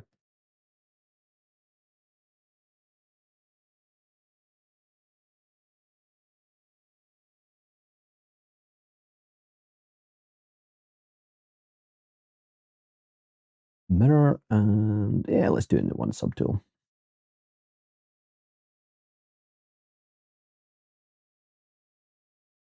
Like I said, folks, we're just, we're still playing around. Not ready to completely commit to it yet.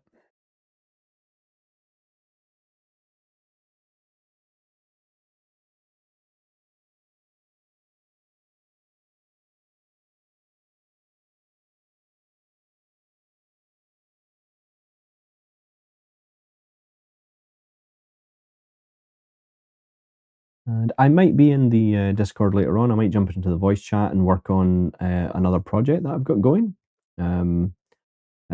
which I can showcase here if anyone would like. If anyone would like to see the new project that I'm focusing on finishing, you can let me know. Happy to share that on the stream. It's another personal project, so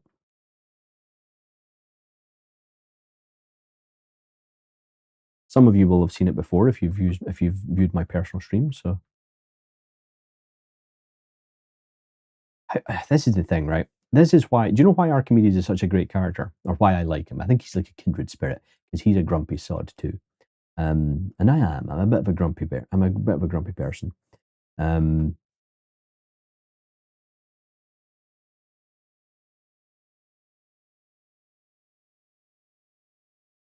my god, yes, of course. Yeah, see, Hubris knows me. She knows I'm a grumpy sod as well. I'm hoping she was. I'm hoping you were talking about the project, but if not, I get it. So, let me see where we are at. Okay, we're going to bring in a reference image of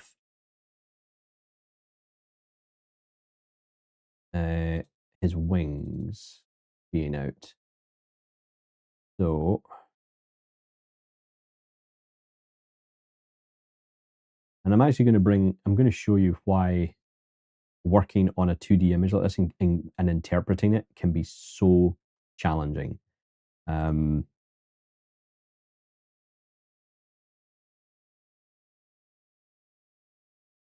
Okay, so I'm going to add this image and this image and this image.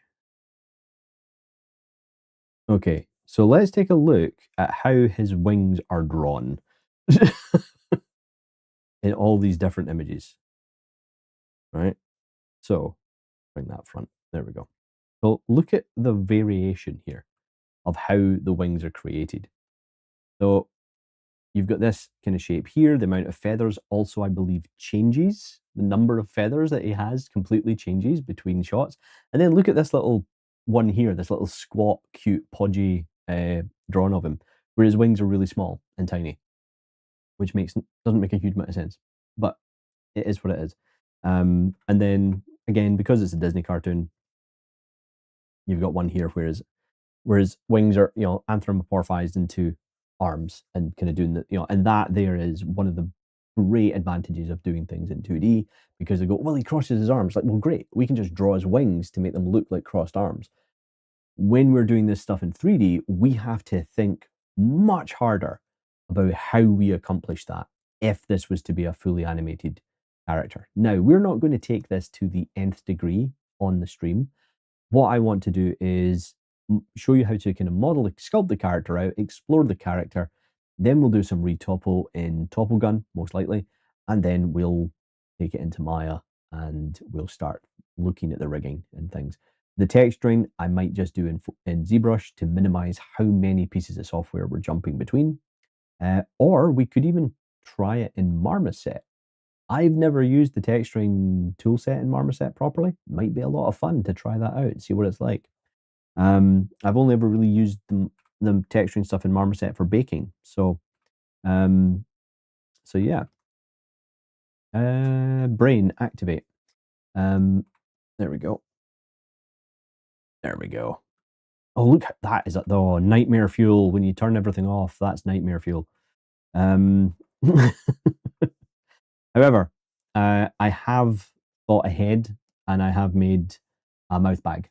So that if I wanted to, later on, I could, we get the actual pivot right instead of, there we go. Yeah, there you go. So we do have a mouth bag in there in case we need it. All right, folks, enough fussing around. Let's start sculpting in a better shape here under the wing.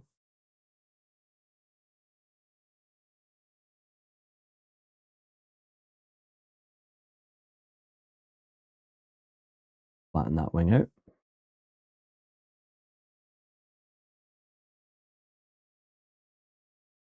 There we go.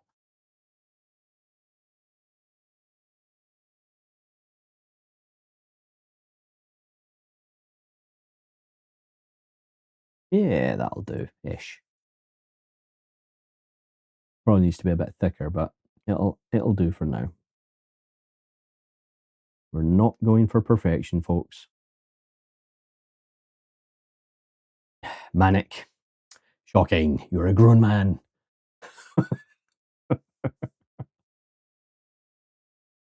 So let's do quick auto groups so that we can start working with the feathers here. And now I can start to block that feather out a bit. Now, again, the feathers are looking, there's a big difference between in the thickness here of the feathers, but that's okay. I want to do it that way. I want to kind of give each feather its own unique look for my character, for my rig. So I'm totally okay with going in and manually tweaking each of these feathers. But for now, what we want to do is we just want them to all work or look like they belong.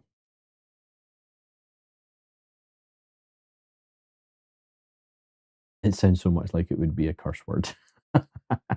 Well, depends. I mean, not everybody calls them something different. I've always used the term mouth bag, but I have also heard mouth sock.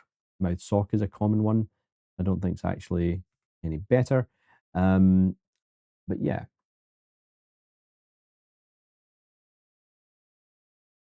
But when you look at it, when you actually look at it in 3D, it does look like a mouth bag. Mouth sock is even worse. See, there we go. Marlena's like, no, not with a mouth sock. No. Mouth sock sounds like some kind of torture. So what I'm now going to do is just start kind of playing around with some of the shape in here. See if I want to Tape it like this. I might not. I actually quite liked how smooth it was. Because we might find that we do need to do another set of overlapping feathers. That might look better, but we won't know until we try. So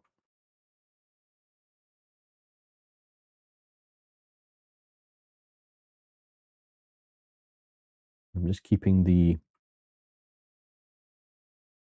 let's get back face mask on.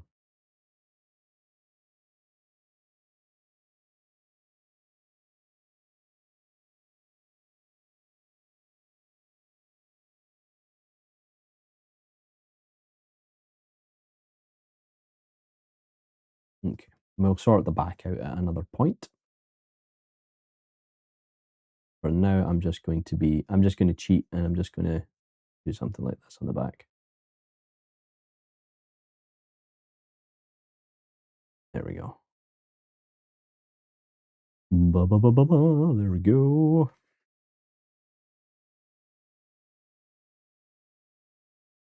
Oh, I don't have symmetry on because I'm a fool. Mirror and weld. There we go.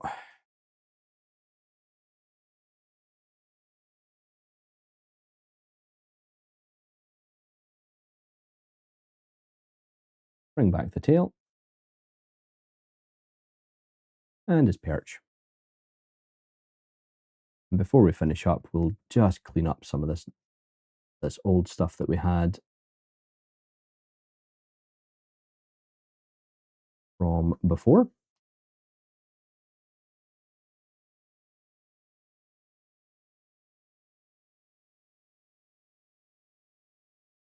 And just move those into place a bit more. There we go.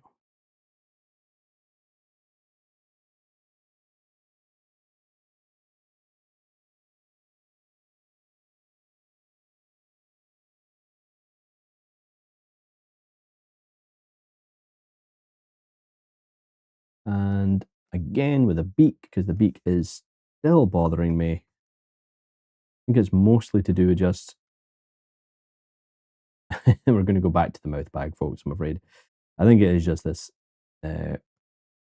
where this is purchasing against the side of it. Yeah, that's what it is.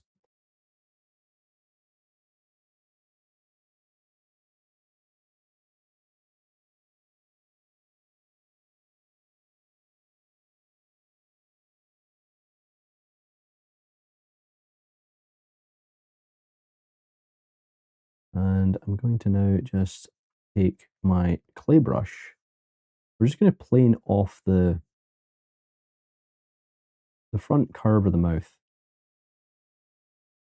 Because one of the tricky things, again, about interpreting characters like this is that we're forced to obviously think in 3 dimensions. We're forced to kind of adapt a 2D character into 3D. That can make the characters look, the forms and the volumes look wrong. So this is why you're constantly going back and forth and trying to find what it is that finds that balance between making the character look correct and keeping a form that looks aesthetically pleasing from as many angles as you can. So, because again, I mean, you could cheat and just be like, right, I've made Archimedes from this angle, and then you can just tweak and adjust the model to fit the camera angle, which happens all the time in animation anyway. Best example is Ratatouille that I can think of. The shot in Ratatouille, in Pixar's Ratatouille, where Linguini comes through he comes through a door, and the small kind of evil chef guy, he grabs the hat off of his head because he wants to see if the rat's under there. That entire shot, when you look at it from around the camera, the head chef's neck is stretched out really far, and then his neckerchief is like in the middle, and then his body's further back. But the way that the camera is positioned makes it look like his head is in the correct place. So they've shot it to the camera, which has done a lot to get the right look. We don't always have that opportunity when you're doing something like this. So what makes it a bit challenging.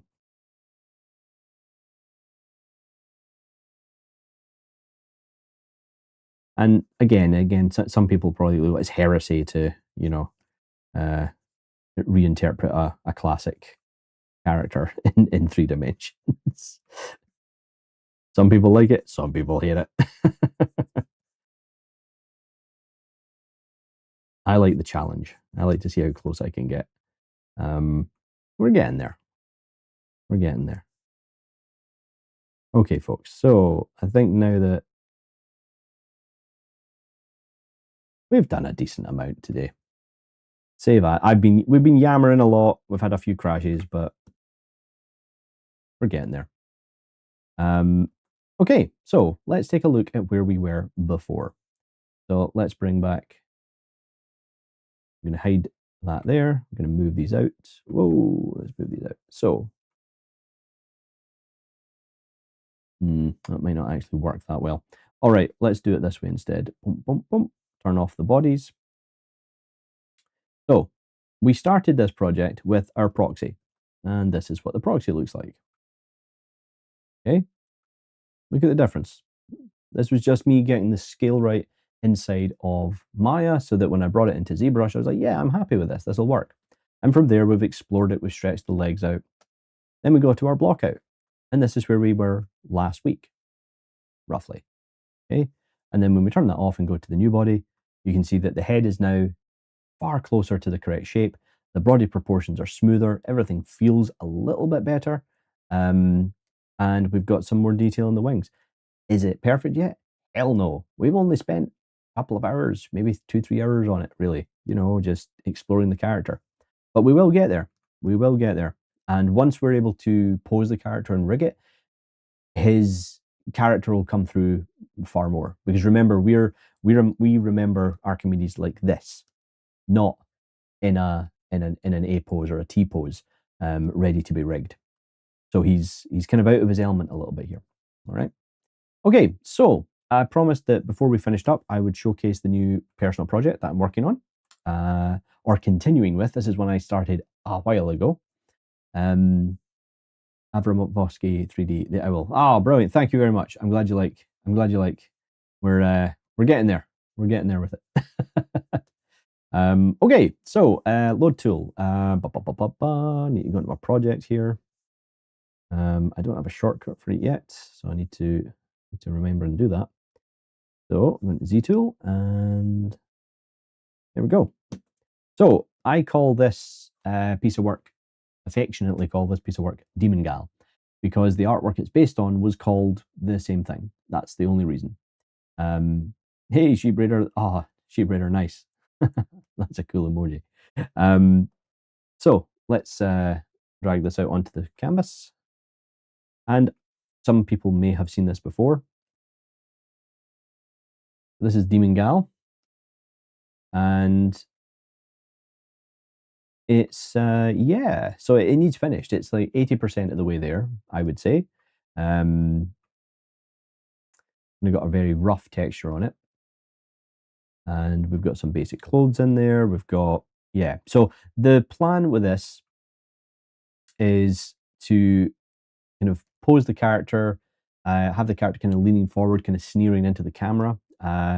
And so you can see some mistakes here, where I've been blending different textures together. Thanks, Marlena. Thank you. Everything's in, everything that you would expect is here. So we turn off the geometry for the character. We've got all the parts there. Got some eyelashes. We've got our teeth. I think, and there's a tongue in there as well. All the required parts.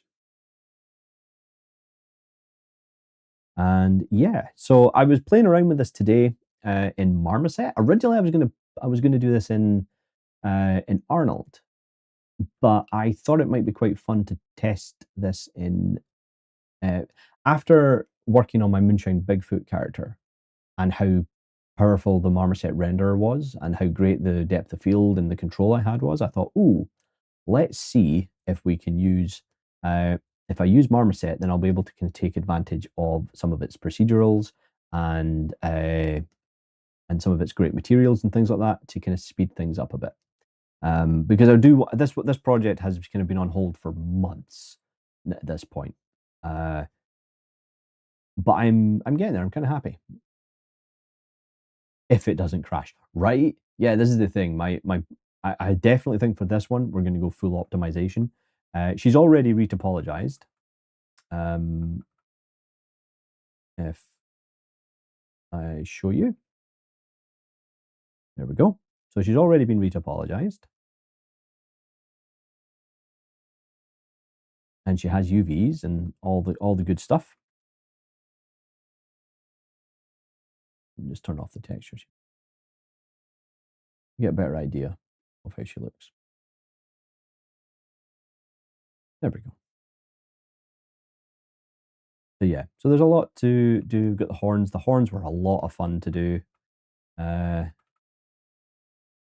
They were, they almost, I've got to be honest, when I was doing the horns, they almost killed my computer at the time.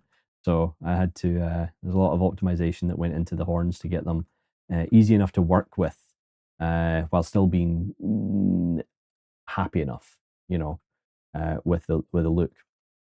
So yeah, so there we go, folks. This is my current personal project that I'm hoping to finish very soon. Like I said, the only thing I feel that I really need left to do, I need to do a peach fuzz pass in ZBrush for the face. That's probably the last bit of geometry I need to do, and then I need to finalize the texturing, pose her, and then because obviously I need to get the facial expression in as well. So, which is why I need to do all the teeth and all that kind of good stuff. Turn off IQ curve. Oh, ZBrush is breaking. There we go. So yeah. What's this? Her eyelashes are not flat cards. No, her eyelashes are geometry.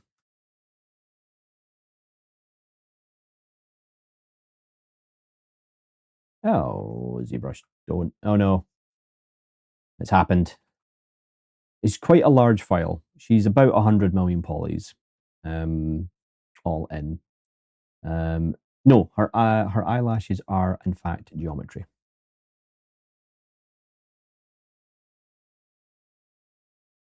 I just did this with curves, by the way, folks. If in case you're curious, this was just curves that I made in Maya, and then extruded with sweet mesh. I like to have a lot of control over certain elements of a model, particularly if it's going to be a portrait. Just finished baking the shoulder piece with the feathers that might have seen on IG4. Came out. Oh, this was came out really nicely, even completely untouched right now. Ah, amazing! Ah, that would be great. I'd love to see that. So if you're sharing it on Instagram later on, that'd be cool. I'll need to keep an eye out for it.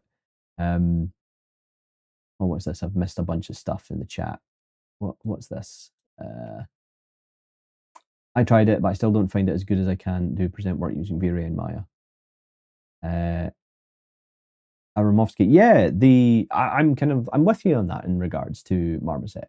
I still am far more at home with Arnold than I am with Marmoset because I know I can get a certain look in Arnold.